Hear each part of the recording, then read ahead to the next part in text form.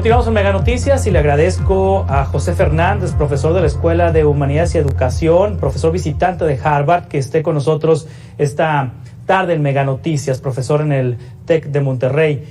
Gracias, José. ¿Cómo está? Muy buenas tardes. Juan Carlos, es un placer compartir este espacio con ustedes. Saludos al auditorio.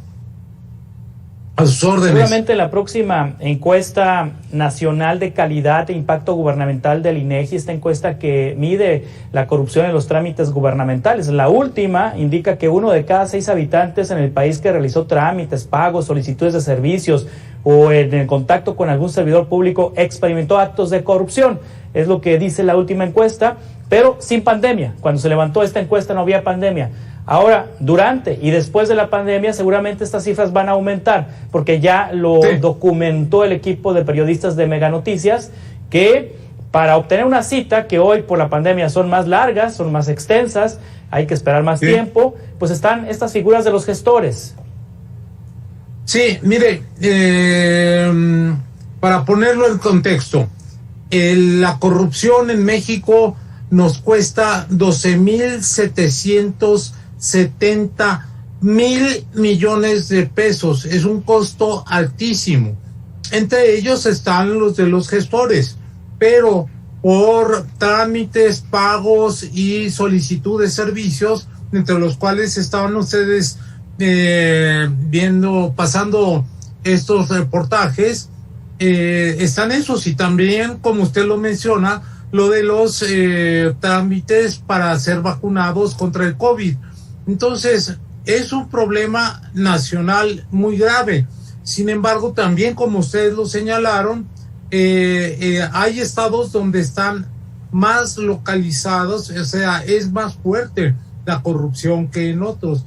Entre esos estados o entidades de alta incidencia están el Estado de México, la Ciudad de México, desde luego, y Durango. Entonces, ¿cómo combatirlos? Ese es el asunto, porque una de las promesas de campaña, y en lo que ha insistido mucho el presidente Andrés Manuel López Obrador, es en la lucha contra la corrupción. Sin embargo, en su gobierno, en vez de reducirse, se ha incrementado. Este es el problema.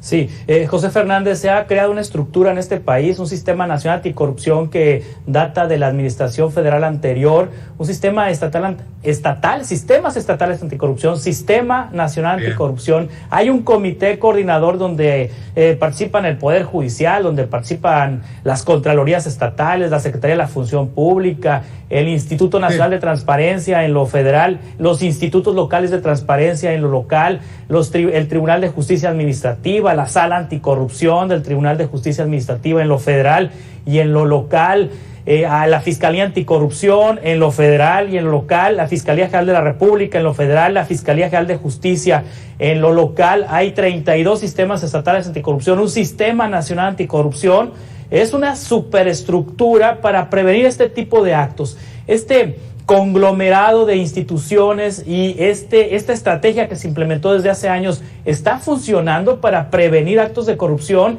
a pequeña escala y a gran escala.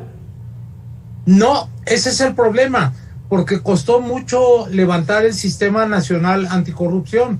De hecho, tuve el privilegio de estar entre los invitados especiales en donde se firmó el acuerdo para su creación.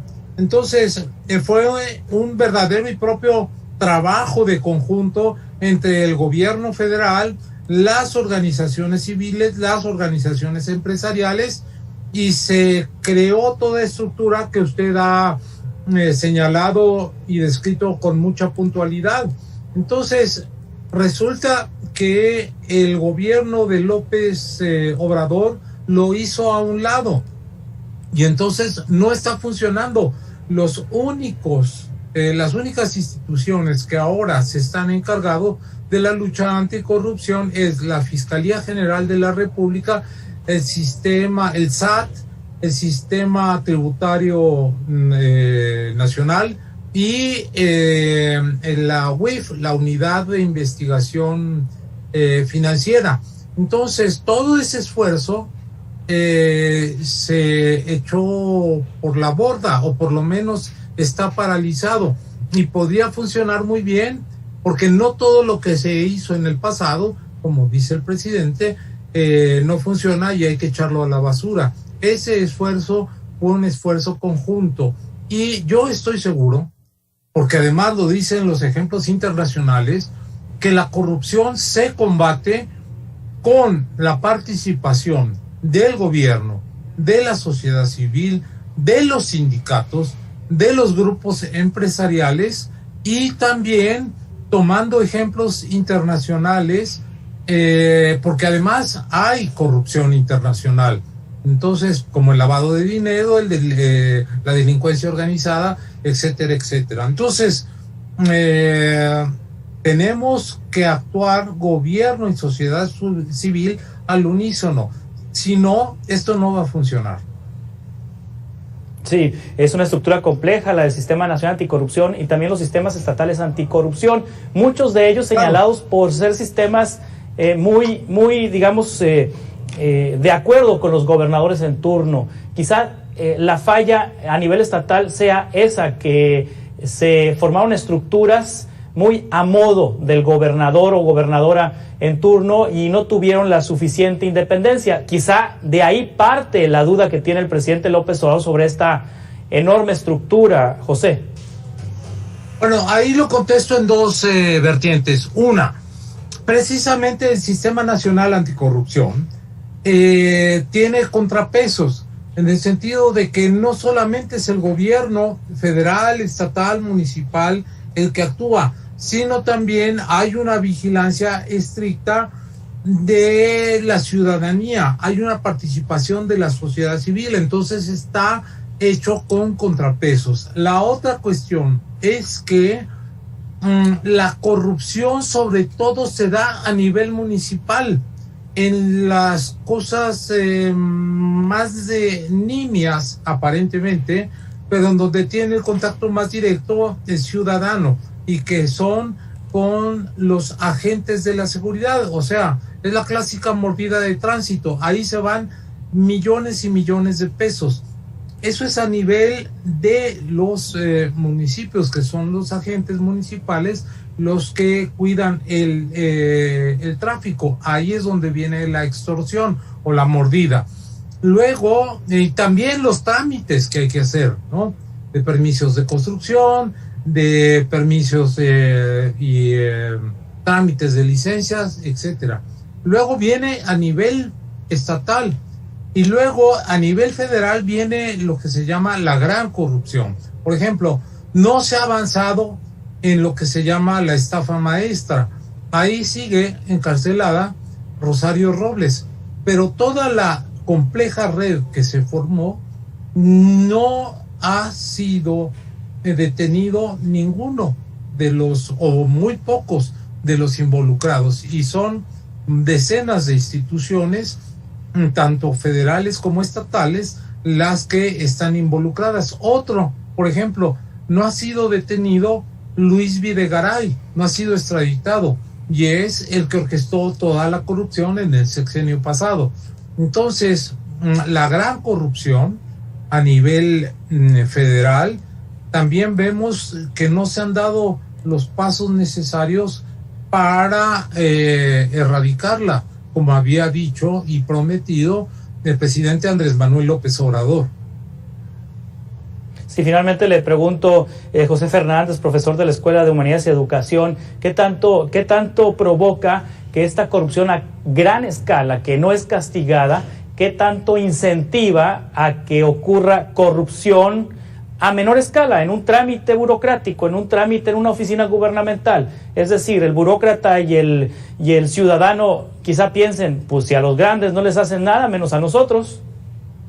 Bueno, a eso el estudio de la corrupción, en el estudio de la corrupción se le llama patrimonialismo, es decir, la confusión entre bienes públicos y bienes privados.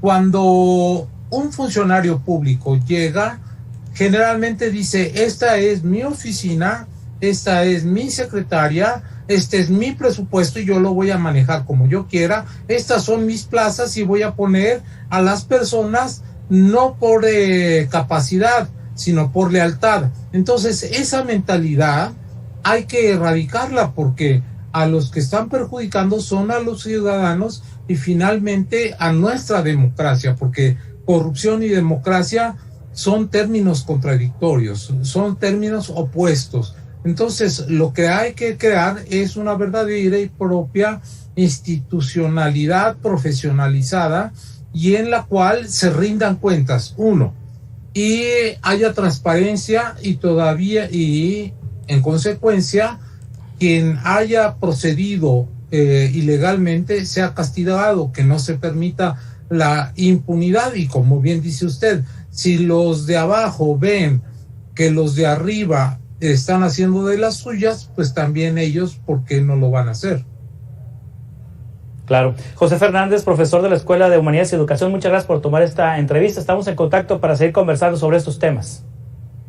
Juan Carlos, es un placer. Saludos para usted y para el auditorio. Hasta luego.